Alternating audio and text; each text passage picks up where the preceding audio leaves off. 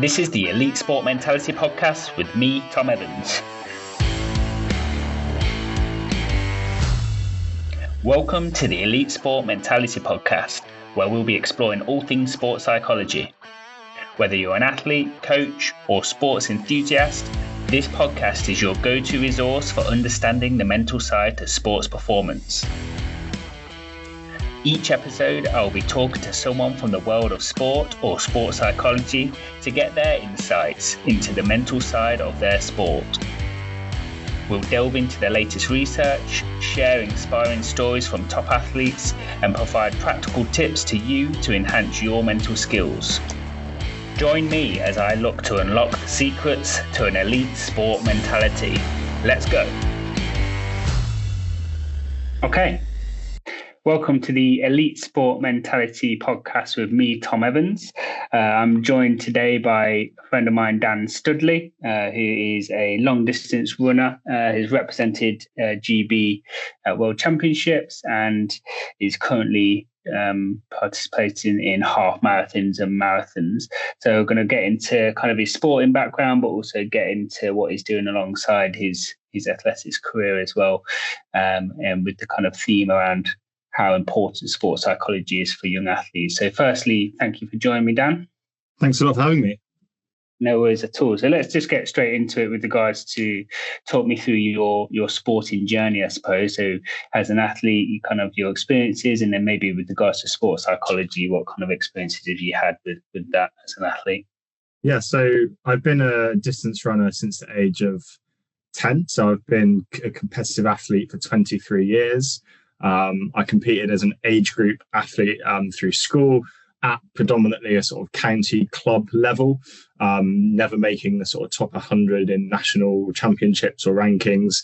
Went to university, went to Oxford Brookes University, got a sports scholarship that really opened my eyes to the kind of added value of kind of elite sport opportunity. So I worked with a sports psychologist for the first time, worked with an S&C coach for the first time, I worked with a nutritionist for the first time, and that really elevated my career from being a solid regional level athlete when I joined the university at 19 to winning a box silver medal at 1500, representing England's senior team by the time I left the university 3 years later. And then that got me to an American scholarship where I ran for a year at New Mexico University in Albuquerque and ran in the NCAA system. And then spent 5-6 years in Loughborough beyond that, sort of training semi-professionally, working in elite sport at Loughborough College. And that led me to my first Great Britain opportunity at the World Championships for the half marathon. So I've kind of done everything from 800 to the marathon, cross country, road. So yeah, had quite a, well, I don't like saying long career because I still don't feel very old, but maybe I have had quite a long career. But yeah, quite interesting that kind of my trajectory has been quite a slow burner, and I've kind of developed kind of through my 20s towards sort of the highest level of the sport, I guess. Yeah, amazing. Yeah, so a couple of things to kind of pick out there. One of them is that kind of slow burner. I think will hopefully be comforting for some of the people listening. So predominantly young athletes, I think, listen to this, maybe some that aren't necessarily top of their age groups and stuff. So just having that comforting message that it doesn't always have to come when you're sort of 16, 17. There is still chance to develop beyond that. So what was the big contributors to that, do you think? So you spoke about that access to sort of nutrition, psych and S&C and stuff. What do you think it was just that? What else do you think contributed to that kind of increased development during the sort of late teens, early 20s? Yeah, I think it's like the bigger picture of just understanding that I couldn't just be an athlete who trains and doesn't really think about the time away from training as well. So I think I put more onus on good recovery practices. Fortunate as an undergrad that I had time to maybe get afternoon nap in, or meet people at the gym to do like a stretching or a more sustained cool down session to recover from the harder training. So I think it was just those little things that when you transition from maybe a club setup where you might just be meeting a couple of evenings a week and you're finishing the session at 9 o'clock, you're going home, you're like rushing dinner, you've got school in the morning, to maybe training at 10 in the morning and having a bit more time to sort of maximize getting the most out of the sessions and doing them at the optimal times of the day. So I think that did make a big difference to me. And I think one thing that I've been so fortunate about in my whole career, and it's kind of by accident, I always feel like I've been surrounded by really successful people. I remember being 11 years old, 12 years old at my club, and a guy called Gary Davenport, who nobody will know listening to this, he won the under 20 British cross country championships. And I remember this massive trophy coming into the club night, and you kind of think, well, I could do that. And then I got into 14, 15 years old, and there was people representing Great Britain in my club, and, you know, all the way through. Even when I went to Oxford Brookes, I fortunate that Oxford University had an amazing running, still do have an amazing running setup, and I trained with those guys, and there was always 4 or 5 better than me. So it's kind of always being pushed and always kind of being around people who were competing at a slightly higher level to me, that always kind of kept me thinking, you know, why can't I just be that person? I can aspire to be there. That really helped me as well. Yeah. So I guess some people might go the other way with that, kind of. So some people might be kind of a bit scared, maybe a bit intimidated by training with kind of quote unquote better athletes in them at the moment. So why do you think you were different in that sense with regards to your mindset about going into those sessions with athletes slightly stronger than you, and you seeing it as sort of a challenge for you to kind of get that carrot dangled in front of you, rather than seeing it as something that you can't obtain, something that you can't get to instead? I think I just recognized that there's no magic wand, or, like, you know, you kind of think of these people sometimes in sort of this legendary status, like, you know, what are they doing that I can't do, you know? But actually when you spend time with people who are competing at that level, you just recognize that, you know, they're no different to me and you. They've just worked hard, and maybe they've had a little bit of luck along the way. But I think it's just recognizing that everybody's on their own path to success, and you know, you shouldn't be trying to compare yourself to somebody else. You know, somebody might be pushing their training a little harder to get to that level, and that might stagnate their development as they get a little bit older. So I think it's really important just to focus on your own development and your own trajectory. And you know, everybody comes at this from a different direction, from a different background, from a different skill set, whatever sport that is. So I think that's real kind of, you know, testament to focusing on yourself, I think, is the biggest thing to take from that. Yeah. It's a message I say all the time working with athletes, and not just young athletes, is focus on yourself, focus on the controllables, which is, like you say, what you're doing in your development. And I think it's probably a message that gets said a lot to athletes, and they might end up kind of zoning, like not listening to it as much. As like, everyone does progress at different rates, and you do have to be patient, which I can understand for a lot of people might not be easy, but like you say, it will come hopefully with the hard work and stuff. So then you touched on with the US scholarship, so just a bit about that, because that will be something that either athletes listen to this are either kind of in the process of doing, maybe if they're kind of in the process of getting out there, or maybe considering, maybe if their first year or just before A levels, that they know it might be a pathway for them. How did that come about for you, and what were the benefits, or do you think there were benefits for you going out to New Mexico and doing that year in America? Yeah, so I wasn't at a level at all at 16, 17 to get a scholarship as an undergrad student. So for me, it was something that I did once I got my degree, and then I went and spent a year out there after that. So for me, the kind of conversations started once I reached a sort of certain level in my second year, third year of undergrad in the UK. And then I got the opportunity to go. So I think there's two kind of ways you can go with it. Obviously, you can go as an undergrad, or you can go as a grad if that's for 1 year or 2 year. And there's various qualifications you can do as a graduate out there. So yeah, I mean, it was a really unique experience, and one that I would certainly recommend, you know, if you had the opportunity to go and see it. I think the big things to recognise, though, is I think obviously in the UK system, in almost every sport, our careers, and again, it's something I think I took for granted until I went to America, are kind of exponential. You know, in this country, we're so fortunate that there's vets leagues that exist in every sport. There's, you know, a fifth team on a Sunday in every sport, or you can play county, regional, international. Whereas in the States, you know, for the majority of athletes, their sporting career is within the collegiate system. So I would see athletes who are finishing their undergrad at 21 years old, running times that, would be almost on the brink of being semi-professional in the UK and maybe getting some sponsorship or working part-time.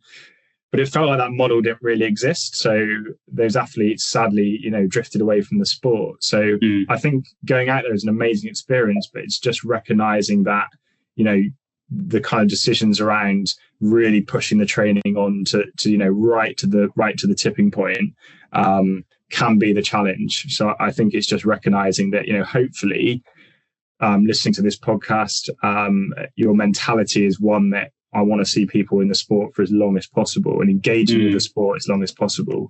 And I think sometimes there's challenges to that with the American system.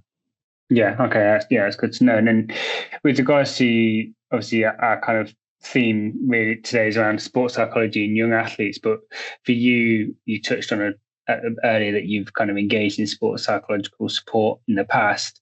Talk to me about that. Like, what were the benefits for you as an athlete before we kind of go into the stuff you're doing away from being an athlete? Yeah, I think for me, it just kind of put everything kind of in line for me. I think there was times where I might be before a big competition, I might potentially, my head just might be a bit all over the place. I might be stressed about the kind of preparation or who else is going to be in the race. And I think it just brought all of those conversations and thoughts back to me and back to what I can control. And I think once we kind of outlined that there are obviously in every sporting arena a number of uncontrollables, once you kind of push those aside and go, they're not my problem, they're not important, there's nothing I can do about them, so I shouldn't think about them or worry about them. I think that really helped me to hone in on those specific controllables. And this is something I'll touch on later in our conversation, just around organization. I think organization's massive in mental skills. I think if you can be somebody who has a routine and is organized, that can alleviate so many of those stresses, I think. So yeah, it's a weird one. Organizational skills. It's not necessarily considered a mental skill or sports psychological skill by many, but there's work done around psychological characteristics for developing excellence, and one of those characteristics is organizational skills. So it's like I say, it can just help you sort of put everything in line and help you focus on what is relevant and what you can impact, I suppose. So now let's look at what you're doing kind of away from your running as well. So it's very much linked, but obviously not you personally actually running it. So talk to me about the work you do with your camps and then on the DiSE program and stuff like that. Yeah, so I've worked at Loughborough College on the DiSE program for 10 years now, quite a long time. So I've been a tutor on hockey, netball, athletics programs, which is an elite sport program for 16 to 18-year-olds who are kind of on the performance pathway in their sport. So I now manage, coordinate the hockey and netball programs. We work with about 200 athletes over the two sports. We're on a 2-year program doing training days, residentials. And I also founded a company 2 years ago called Junior to Senior. And we are a young athletes training experience or training camps company. We bring together some of the top athletes in the country to build community, which I think is really important in individual sports. And secondly, to just provide the skill set to try and create longevity in the sport. It was born out of, I did a bit of a study actually, where I kind of did a deep dive into the results and the quantity of athletes competing at under 15, under 17, and then at under 20. And the stat that came out for me was 50% quit the sport between under 17 and under 20. So half of the people who are engaged just disappear. And so I think that was the driver for me to kind of go at that age, at under 15, under 17, where the numbers look healthy, the keenness is there. Can we equip those athletes with a skill set that takes them through that under 20 and then into the senior ranks, and doesn't mean that they disappear from the sport? So when I say that skill set, that can mean so many facets, and for one person, what their skill set might be very different to what someone else requires. But we aim over a 4-day camp to kind of expose people to all of those kind of opportunities, not just as athletes, but within the sport as well, that can kind of keep you part of it.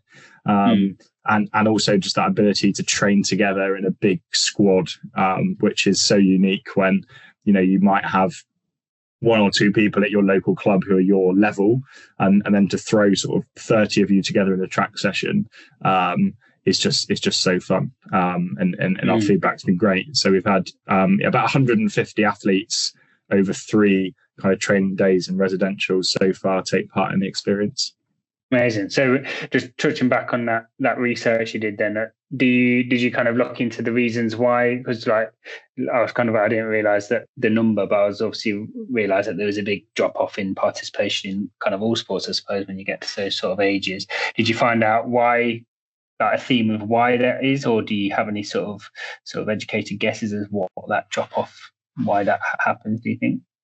Yeah, so I think there's a couple of reasons. I mean, I think obviously the big one is the changes of locality. So obviously that's a transition that people might be moving away for apprenticeships or for degrees to different parts of the country. So it might be that, are they struggling with access to a different training setup? Is it that mum and dad took them to training and then they moved to university and they've got to work out the bus and the train to get to training, or the community? I think once you have that 50% drop off, that's meaning that in the under 20 age group, you might go from having a squad of 4 of you in your club to just you or just 2 of you. So I think, if your mate's not going to training, are you maybe going to go, I don't want to bother so much. So I think the community aspect and the kind of logistical aspect, I think, and obviously the social pressures that come with that kind of 16 to 18 transition, I think is another one as well. So yeah, there's multiple reasons. And yeah, hopefully through junior to senior, we're trying to kind of explore the kind of how and why is there. And I think just to touch on as well with kind of junior to senior, I think our big thing with longevity is just recognizing that your career isn't just the year you're in.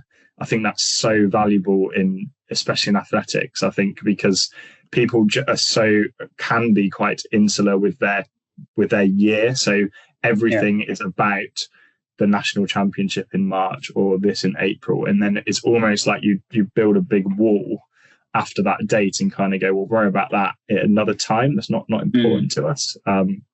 We had a guy called Ben Pattinson who came to our camp to do a Q&A this year. So he won a medal at the World Championships at 800 and is going to go on to have an amazing career, world-class athlete just at 21, 22 years old. So an amazing talent. And he is an 800-meter runner. But he told us this story about how when he was sort of 16, 17 years old, his coach and his dad decided that he's a great 800-meter runner and he's going to be pretty good at that. But actually, his raw speed is just not quite there yet. So he spent a year going, I'm going to race 400. And I'm not a 400 runner. I'm not going to set the world alight, but I'm going to do 400 for a year. And that's going to be my focus to then go on and be a world-class 800-meter runner. And he has achieved that. So I think it's that mindset of, are we looking at a 5-10 year plan? Are we really thinking about what are my attributes? What are my strengths, weaknesses? And I think when you relate that to mental skills, you're then taking that pressure away from you by going, it's not all about this, everything up to the brick wall. It's actually, I'm just developing, I'm doing things that are right for me. I'm focusing on myself. I'm not comparing myself to others. I'm maybe taking 2 steps back to take 3 forward. So yeah, I think that's really important to recognize. Yeah, I guess it's a kind of a negative with the way that it's structured. Obviously, it needs to be structured in a way where they can have age groups and logistically it makes sense from a competitions point of view and matching people up to be similar level, I suppose. But like I say, you go into adult class, and like once you get out of those age group and you're up against everyone, so it's kind of maybe it doesn't prepare them the best for that kind of transition, I suppose. But that's really good advice. And then obviously, so across all of the things you do in sport and then away from your running as well, like the amount of athletes you've engaged with, you look in hundreds of thousands of athletes that you've engaged with and supported in some capacity. So like your kind of wealth of experience and knowledge around this is like top, I'd say. So in your opinion, how important is mental skills development in young athletes? So I kind of bang this drum all the time around the 4 pillars of performance, and technical, tactical, physical, and psychological, and how important each of them are. And it's a lot of athletes, especially in athletics, can get bogged down with the physical nature of their sport, but then there's kind of those are the 3, or especially from a psychological point of view, the one that sometimes gets forgotten. How important is that for you in young athletes? Yeah, massive. I mean, you talk so often to athletes who, they are they try and make those interventions, in my opinion, much faster in like a nutrition context. And then they might just say, oh, I always get really nervous, but then they don't explore the interventions, or you kind of talk about some of the mental skills or some of the methods or ideas to have a go at. And it's just engaging with that. I find there's a disconnect with the engagement. You say you work with a nutritionist and you tell them to do this or try this or bring this after training. And because you've got this sort of physical thing that they bring, the engagement can be there. And I feel like sometimes there is that disconnect between just actually the buy-in and the accountability and those kind of elements of it that I think can potentially be a challenge. But yeah, 100% so important. And from a I don't want to be negative, but it can be really detrimental as well. If people aren't trying to create interventions or having those difficult discussions, I've seen it be damaging to someone's career, where they're not achieving what they can achieve, or their marks in training are not replicating the marks they should be achieving in racing. And I think sometimes that can be down to training mentality. People maybe just getting that balance a little bit wrong, where they're really squeezing everything out in a training session, and then they're not leaving themselves that room to really perform when it really matters. And I think there's in running, if I talk about the niche of distance running, I think there's multiple factors at play there with Strava, with people sort of comparing each other to their own training, and yeah, maybe not so much focusing on yourself and what you need to be doing to equip yourself to perform at the best of your ability. Yeah, some good points there. So then, working with the athletes you have, like, what are some of the most important mental skills you've seen in those athletes? So the ones that have kind of gone on to being successful at those, what have they been demonstrating from a young age, where even if they're not necessarily technically, physically outstanding yet, but what kind of skills, traits, behaviors do they demonstrate from a mental point of view that you've seen them be successful off the back of? Yeah, I think a big strength is to not get too emotional upon a performance. So if it goes stupendously well, or you've just had a bad day, not kind of getting caught up in that situation. Yes, you want to reflect. Yes, you want to understand why it's gone very well or not so well.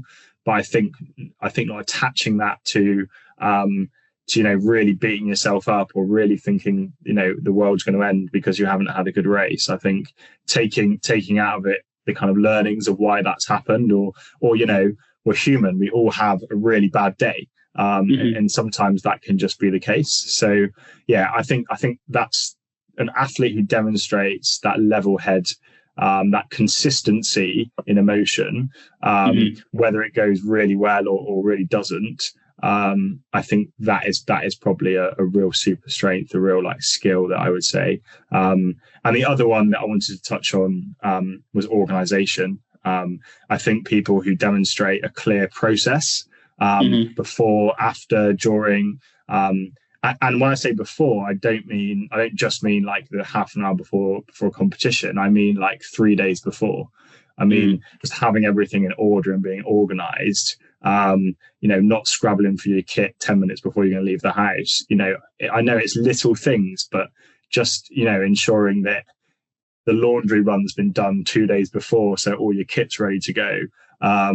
Your spikes have got the new pins in that you need, or when you've entered the race, you've got your numbers all sorted. I know it's like very trivial stuff, but I think the more organized you can be, the less that takes away from you to think about, and all of your kind of mental strength or mental capacity, however you want to kind of phrase it, is poured into your performance. Yeah. No, it's right. Like you say, it sounds trivial, but again, it's messages that I talk on a one-to-one basis with athletes a lot. And it is like the stress, anxiety, and stuff that you feel before competition, like those little like rushing around to get your kind of kit ready, rushing around, get your food ready and your spite sorted. That doesn't just magically disappear when you go into a competition and then in the race or the whatever you're competing in, you just build more upon it. So if you can, it just seems to make sense to me that if you can keep those levels of stress and anxiety low by having all these things in order, so you're not rushing around, so you're not late, so you're not kind of panicking and stuff before you start your event, it just makes sense to me that if you can keep those levels low, then when you jump into the competition, you just build even more because you go into a competitive environment, which are stressful in their nature, can be stressful and can increase anxiety, that you're not adding to an already high level of anxiety and stress. So it completely makes sense to me that would be beneficial to performance. And then touching back on what you were saying before that around that emotional control, again, I might be repeating messages from previous episodes, which is, like I say, fine, because I just think it's important to reinforce. But there was a female footballer once said, don't let the highs get too high, don't let the lows get too low.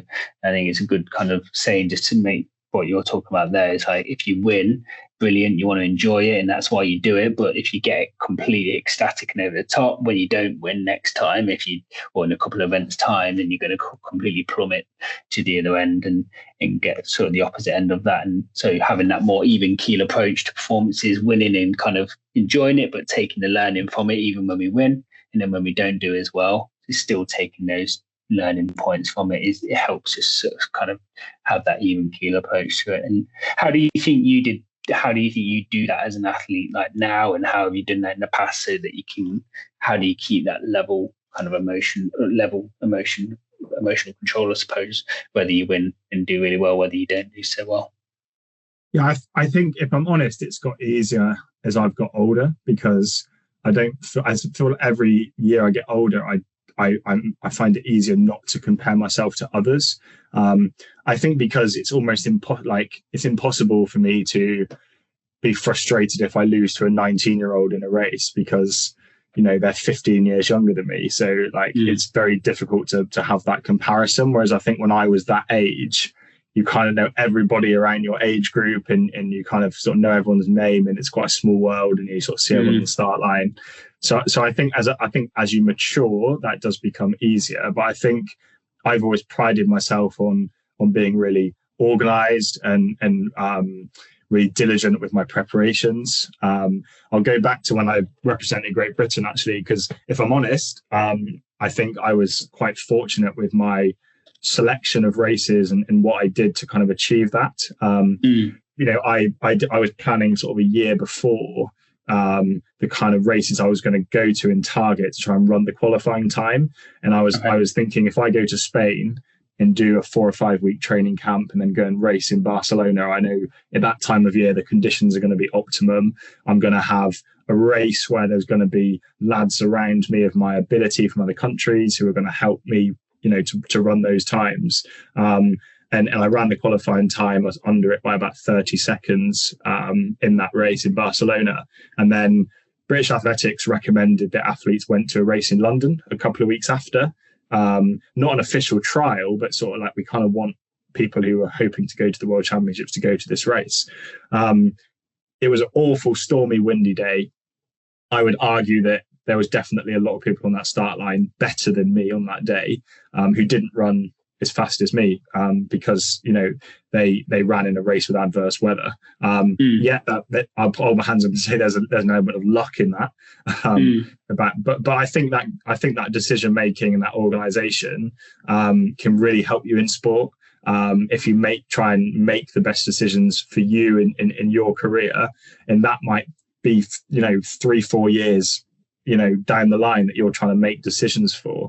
An old coach I had made this amazing mantra that I always hold on to now, and I talk to athletes I coach about it now, that if you don't miss any training for an Olympic cycle, so say you're like a DiSE level athlete, you're 18, 17 years old, you're kind of top 10 in the country at your event. If you don't miss a day's training for an Olympic cycle, the likelihood of you going to the Olympics at the end of that cycle is pretty high, I would say. So every day, if you're making those decisions that maybe I've got a little bit of a cold or a niggle, and I'm just going to be careful here so I can. So it's many days of those 1,400 days that I'm talking about. If you're training, if you're trying to maximize what you're doing and not thinking about the race Saturday, the race next Saturday, are you putting yourself in the best position? I think that's really important to have that foresight, that sort of long-term vision. I've rambled a bit there, but hopefully that answers your question. No, it's fine. But just going back to what you said at the start about how you were lucky, and there's an element of luck, but people say that luck is when hard work meets opportunity. So you can only have those opportunities if you're making those right decisions. Obviously, you've got to work hard in training and do all those bits, but by making those right decisions off the track and out of racing, then you've given yourself the opportunity to get to where you got to. So and then the rest, what you're talking about there is really important around being process driven. You touched on it before, and again, messages we talk about all the time in psychology of trusting the process, be more process driven rather than kind of results driven. And that's a great way to kind of look at that, I suppose, of how young athletes can do that and the benefits of doing that. So when we think about some of the good, I suppose, people listening to this thinking, what can I do as a young athlete to start working on mental skills? And some of them would have had the workshop on DiSE, some of them would have had one-to-one, some of them might have not had anything at all. What would be kind of your sort of easy, sort of good and easy things that athletes can start doing today that helps them develop their mental skills from your experience of working with so many young athletes? Yeah, I think creating routines. So I think one of the big conversations I have quite regularly with young athletes is around building your competition day routine. So almost having it written out. So, this is what I'm doing 4 hours, 3 hours, 2 hours, 1 hour before a competition, right up to like 5 minutes before. This is what I'm doing. I think having purpose in that time is huge. I think for me anyway, it's speaking from experience as an athlete, not just a coach, that really kind of just wiped out sort of the management of pre-race nerves, having something to do. And that something to do might be nothing, but if you're timetabling 10 minutes of scrolling, whatever, and just kind of wasting a bit of time, that's my 10-minute window to do that. And then I'm going to start stretching. And then, it's not that you have to fill all of that time with something. It can just be a mundane game on your phone or something. But if you're timetabling that in and being accountable to that timetable, it just takes your mind away from thinking, what do I need to do now? And I think a lot of athletes think they have to do more at a competition. My warm-up needs to be bigger. I need to do loads of strides. I need to be like really, going at this. But I think if you've got that routine nailed down, and I see it all the time, the classic thing in track athletics is often competitions are delayed. So, one of the races, there's a false start, so everything else gets pushed. So, an athlete you might watch do, 10 strides and 20 minutes of drills, whereas on a club training night, they might do 2 strides and 5 minutes of drills. So it's just managing that time and just replicating what you do in training and not trying to do anything bigger or different, or you always want to kind of show your competitors that I'm just smashing these amazing strides before my race, but just focus on your practices that you do in training and make a routine that is going to support your performance. I work with athletes through like a detailed drills session in training. So, we'll talk about technique, foot contact, ground contact, all these different bits. And, that might last 15, 20 minutes. When we get to a race, obviously, I'm not going to say do 20 minutes of drills because you'll be knackered. That's an exclusive session. However, I'll talk about the drills in a mental skills context to them. I will say, actually, I don't really care which of these drills you do on a race day. I want you to pick 2 that just make you feel confident, positive about yourself. You feel bouncy, you feel energized. Like I could tell you my 3 drills I would do on a race day because I know I just feel excited and bouncy and looking forward to racing from doing them. So they're on you to pick and put in your routine, not not we need to do a whole big session. We just need to focus on what's going to make you confident to go and compete. Yeah, and I think that's a good link to make, is that this technical prep, the physical prep that athletes do, whatever the sport is psychologically preparing them for the sport as well. You don't have to go and do mental rehearsal if that's not your sort of bag, or you don't have to engage in sports psych techniques necessarily. Obviously, I'm kind of talking myself out of a job here a little bit, but they're great, and they definitely encourage athletes to engage in those. But like, by going through a routine in that physical, technical, tactical prep, you're, like I say, you're getting more confident because you've ticked all those boxes. You're getting more, your focus is better because you're really kind of honing in on the relevant detail of what you need to do to kind of be the best you can be that day. So you're ticking a lot of the psychological boxes along the way. And then just going back to what you spoke about before around routines, a really good point you make is, do what you do at training, do what you do at competitions, what you do in training. That preparation, that routine should be the same. But also what I talk to athletes about is do the same routine, whether it's a little local meet around the corner, or whether it's nationals, or whether it's school games or English school or whatever. That routine is important for your preparation. And the more you do it, the more consistent you get at it, the more effective it's going to be. So you should be doing it down the little local meet around the corner, the same as you should be doing it at the school games. If you go to school games or English schools and you're doing this really thorough, detailed routine that you've never done before, but because it's really important competition, you're going to do it, that's not necessarily preparing you the best psychologically, because you're doing something unfamiliar, you're doing something different. If you're doing the same routine that you've done 10, 20 times before throughout the whole summer season, and now it's time to kind of the important moment and you're doing the same routine again, that's going to be way more effective. It's way more familiar, and that's just going to breed confidence in all kind of the kind of important things that messages that we talk about in sports psychology as well. And then what about when we look at pitfalls then? So I think we might be sort of repeating some things that we've already said, but what about pitfalls that you commonly see with young athletes from a psychological, mental skills point of view? What do they do that you kind of wish they don't do, or things that you think are negative with regards to mental skills and psychological prep? Yeah, I think that it touches on the point you just made there around sort of doing things differently at a big competition. I think that the big focus should be being consistent. Like you say, even if it's a local open meeting, your approach to that as an elite athlete should be no different to going to a national championship. You're just you should be process driven.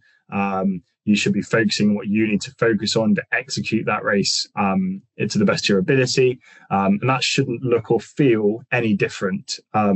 It's really interesting when you watch athletes at the top of their game, and sometimes it staggers you just how relaxed they seem in look. They're like laughing with their teammates on the pitch, or they're kind of like, smiling at the camera. And sometimes you just think, wow, like how, that is such a pressurable environment. But they've created and manufactured mental skills for them that mean that it's just another training session. It's just another kickabout with your mates, or however they kind of phrase it or frame it for them in their career. And I think that's the level you need to get to. Is just trying to think there's nothing different about this. It's still a track. I'm still going to run around it. I'm still whether it's the Olympics, whether it's your local open meeting on a Wednesday night, you shouldn't feel any different. So I think it's trying to work on that to the best of your ability, and try and be consistent with your approach, and not feel like it's got to look or feel any different. And I do notice this if I talk about my experiences with young athletes, and I manage the Oxfordshire team for English schools. So I go to the English schools cross country championships, and take a team of 50 who represent the county. And it's really interesting, and it'd be quite an interesting study as well to sort of survey the mental skills of athletes in like a local. So I see these athletes going to their local county championship where they need to qualify to the nationals, or local league races where it's very low key, come with your school, it's all quite chill. And then they qualify, and then you see these same athletes in an arena where there's 400 people on the start line. Everybody is in the top 8 in their county. So your standard is pretty hot. And it's suddenly changing mindset. So many athletes, their mindset shifts towards being maybe a bit more uptight, maybe a bit more pressurable, and often you see athletes who can't perform to that same level they did in the local county championship. And I think it's bridging that gap. It's just trying to create environments that feel relaxed, comfortable, and be consistent with that approach, whether it is a big or a small competition. Because it's sad. It's sad when you see athletes who they've got the ability to perform at this level, but then when it gets to a more national competition, they struggle to achieve at the same level. Yeah, I can imagine. Yeah, and then one takeaway message then, or takeaway activity, takeaway thought for people listening to this. I always kind of like to end on it, just to have that kind of take home value, I suppose, from your sort of experience, expertise as an athlete and working with young athletes. What would be one takeaway from this that you would want people listening that's going to help them improve their mental skills, improve their sports psychological approach to their event or their sport? So create an event day routine, even if that's from a week before to 5 minutes before. There's no right or wrong with where you fill in the gaps between those two time points, but something that works for you and you can be accountable to. And kind of building a long-term plan. So thinking sort of 5-10 years ahead, and questioning yourself, or questioning your coach, questioning your parents, questioning your support team. Are we doing the right things for my long-term plan? Are we thinking about Saturday? Do we just keep thinking about Saturday, or are we making these decisions that's going to impact upon my 10-year plan? So be curious, be inquisitive with the support team around you, and create a routine for your competition day or week. Yeah, perfect. Thanks so much for that. I think that's a great one to end on, and it's kind of gone down like talking about the importance of routines, which I think is really a really good message. And again, like conversations I have with athletes all the time, but coming from someone in your position who's had the experience you have in the sport and in this performance at the highest level, and how important you find those routines, I think is going to be really valuable to people listening, regardless of what kind of level, what sport they're part of, what event they're part of. So yeah, thanks so much for joining me today, Dan. It's been really insightful. We could have kind of chatted for another 45 minutes now, I think, on different bits and bobs. So thank you for your time. Thanks a lot. Thanks for having me. No worries. You've been listening to the Elite Sport Mentality Podcast with me, Tom Evans.